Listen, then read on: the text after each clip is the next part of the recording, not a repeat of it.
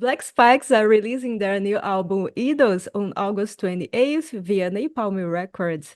Hailing from Lithuania, the band explores modern metal through rich sonic and visual experience in this new concept album about the vices of human nature. I am Priscilla Laney, and to talk about all of this, I'm joined today by Agni, the singer of Black Spikes. Agni, thank you so much for being here with me today, and congratulations on the release. Oh, thank you so much. I'm happy to be here. Thanks. To start our conversation, I have to confess that I don't know much about your country, and I like to learn more about it. I'd like to know what is the most popular music genre there? Oh, the like on mainstream we have pop music. It's pop. Yes. It's of course, yeah, we have if we're talking about the heavy music stage, metal stage, it's so tiny, I'll be honest with you. So yeah, basically we have lots of pop music, a bit of electronic music, I'd say, but metal as such is like really, really taking tiny, tiny space on the stage, on the music stage. Interesting.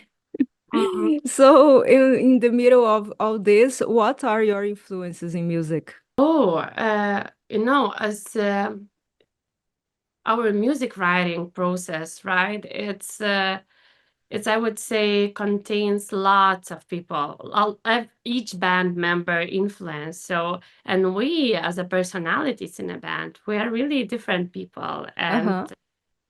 basically we take influences from lots of different genres, not only metal. Uh-huh. For me personally, I love Ginger, I love Poppy, I love Spirit Box, Gojira, Behemoth. So and we have lots of uh, we have Sime who loves black metal so much, so she brings more black metal sound into the band. And we have Yaga, who is metalcore guy, I would say so. So, I mean, like us as a band, we really love different styles of metal and not metal. And still talking about Lithuania, and what is of a thing that's very present in your music is the language. And I'd like to know your thoughts on keeping your songs on Lithuanian. Mm-hmm. Actually, no, when we created a band for us, it was even out of the discussion, the language topic, and it was very naturally to sing in Lithuanian. As At the very beginning, we even were not very much focusing on a foreign audience, let's be honest. Mm-hmm. But then with time, we realized that it for our foreign listeners, it's something that makes us unique, Mm-hmm. and we very cherish that. And for me as a songwriter, as a lyricist, it's much easier to express myself in my native Uh-huh. language. Can be Makes more sense. honest in lyrics. I can bring more depth into it, right? So I really love us sticking with that. And I truly enjoy when people, even without understanding the language, they are not making a problem out of it, right? And they Mm-hmm. are ready to learn the songs in our language. So I'm really enjoying that. It's cool. I think fits very well with the band. Oh yeah. Oh yeah. Actually, we are experimenting time to time. In our previous album, we had a single "All Is Taken," one song which was released in English. In this album, we also have one song where we mix languages, Uh-huh. English, Lithuanian. But well, for us personally, and for me personally, still Lithuanian language somehow sounds more natural. And if we start to sing, I think in English, probably we would sound as many other bands right now.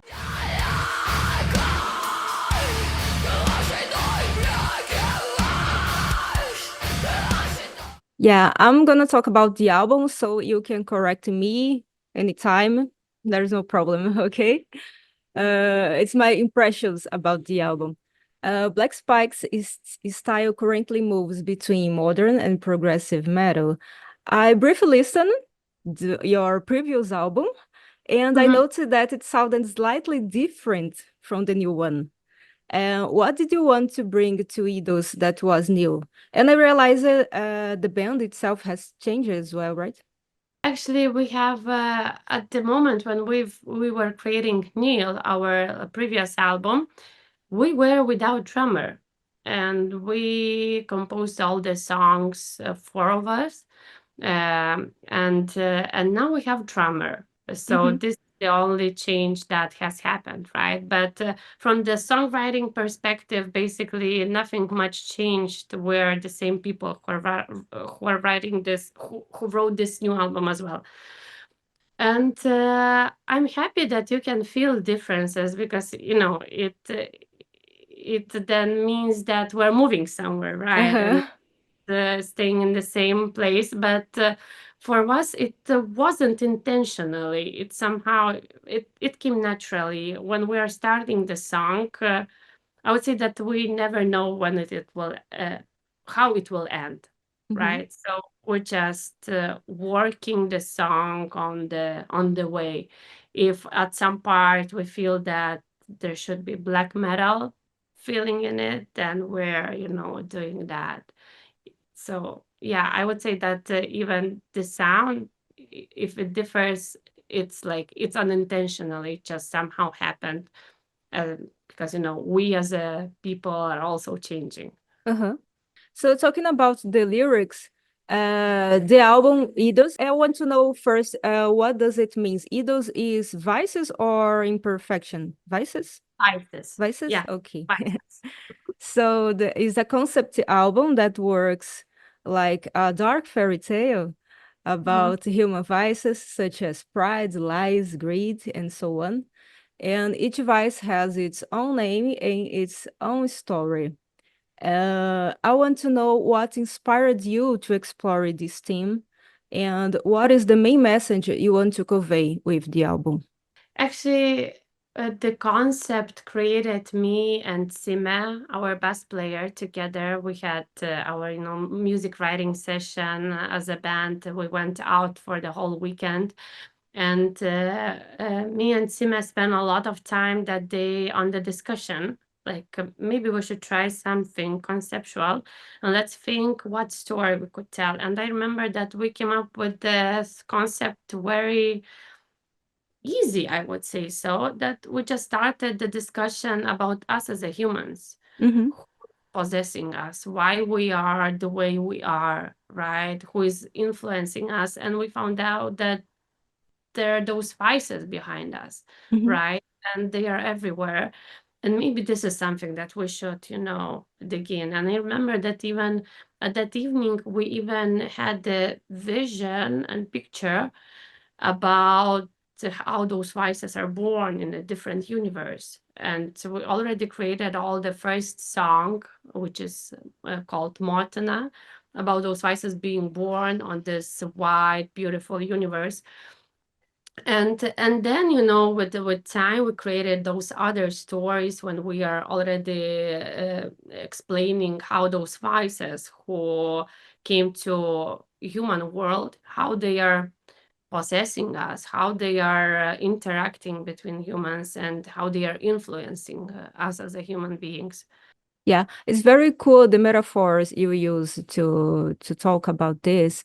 And what I think is very interesting is how you choose to structure the album. Because with one of the first songs explain the birth of the vices, it's Motina, right? Mhm. It is mother in English. And into this song, you mention the names of the following songs. Yeah. It's cool because I can clearly picture a storybook opening and revealing its chapter. Yeah, and actually, we have more names born on this planet, right? But we couldn't manage to write each for each wise a song. So we're joking, maybe maybe afterwards we can create second chapter, to continue the story, right? But but well, that was very interesting for us as well, because we wrote this first song. We even come up with the names, and then during the all following process, we had to actually create a song for this demon, for this name. We already had the device picked, we had the name, and we then started to build a story around it, and combine everything with the music. So yeah, that was very interesting experience. And for some songs, I think it helped us a lot because we already kind of had an idea, what this second song should be about. But for some other, it was very difficult because we somehow had also some other songs written, and some of them were just not chosen to be in the album because they are not fitting the vibes, right? Interesting. And I'm thinking that you are a band, a very visual band, and I'm very curious to see the inside of the album. Will the visual side of the album also features a kind of book with illustrations? Oh yes, yes, yes. We will have those illustrations for sure. We love doing that, and actually, the same as with our previous album, Nil. We've put a lot of pictures from our music videos into the album, so we continued with the similar concept here. But yeah, I really love it. It's very beautiful. We just recently received that ourselves, so Ah, I am I am waiting. Can't wait to share with all our listeners what we've created. very cool. But I'm very sure that you should write a book with all these ideas because it's a very rich universe. Oh yeah, actually, yeah, you can add a lot of stories into it, and really, and talking about the visual concept, what we've managed to create to each song some visual background. I mean, either full music video, either some more simple visualizer, but still each song has this visual part as well. Yeah, still about this topic of the visual aspect, it's very clear that it's very important to the band. And how do you create this universe? Do you think about the songs first and then develop a visual side, or the opposite? Actually, for me, when I start to write a song, very much helps the picture. So very often I start the song already with having picture in my head. I mean, I visualize the story, and then I start to write it. That's why I think for us, it's a bit easier to create music videos because usually this song already has something, some image, and we Mhm. just had to make it work on the screen and build the story around it. But yeah, for me as a lyricist, this visualization helps a lot. Cool. And other interesting I realize is that you often bring artists onto the stage to perform with the band. This is very cool. How did this idea come from? Actually, it was with us since very beginning. We started as a not even metal, I would say hard rock band. We played much lighter music, but still, despite that, we always had some dancers, some show on the stage. Because me and Sima, we love doing that. We have lots of ideas for it, and for us it's very important that people audience who are coming to our concert, they would enjoy not only music but also the whole The whole visual thing. experience. Yeah. Exactly. So we're really trying to put whole performance filled with some dancers, rituals, and etc.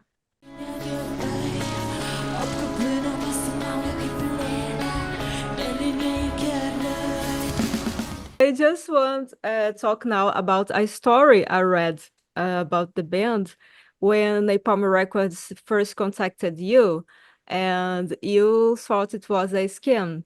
And I want to know, what did they say? Just I'm kidnapping, please. I need $1,000 to rescue. oh no, it was very funny because the story was that um a week before we were celebrating release of our single Imperatore, and with the guys we were really chatting and discussing what we should do as a band to have record deal with Napalm Records, and we were like talking to AI about it, what criteria you should meet. And then, after lots of reading, we understood that we don't stand a chance, right? Because, you have to be a touring band, you have to meet lots of criteria, etc. So, and then the week after receiving the letter from Napalm Records saying, "Hi guys, who are you?" Really strange. But I I mean, really believe that sounded that. something like that. Hi, we just saw your new releases. We liked it. Who are you? Yeah, it's curious. But I really believe that when things are meant to happen, they will happen in more unusual moments, in a more unusual way. Yeah, so That's a that's very very good story. And I want to talk about the tours. We don't have too much time. I want to talk about your tours. In the early this year, you toured with Infected Rain in March and April. And what was that experience like? It was amazing because for us as a band, it was first tour ever. We haven't been touring before. We've been playing only shows in Lithuania, like a couple of shows in a year. So that was really huge experience for us. And really, we didn't know what to expect. Will we manage it? Will we still want to play after this such a long, tour? But it turned out to be great experience, really. We loved it so much, and we're so happy that we got to tour with such beautiful people. Infected Rain, Butcher Babies, they are really amazing. They're Uh-huh. really supportive, right? And we were feeling very good, really, on a tour. And one more also very important thing, the audience, because people were there for us as well, and we could Cool. feel that. Yeah, because previously when we had the experience, for example, if we're talking about some gigs in Lithuania, it's very common that if supporting bands is playing, nobody's there yet, right? People are starting to come for the show, for the headliner mostly. Uh-huh. And we really thought that it might be the case for us on the tour as well, right? But I'm so happy that it didn't happen. People were there, audience was there, and we were having really great time on the stage. Very nice. And what about Brazil? When do you come here?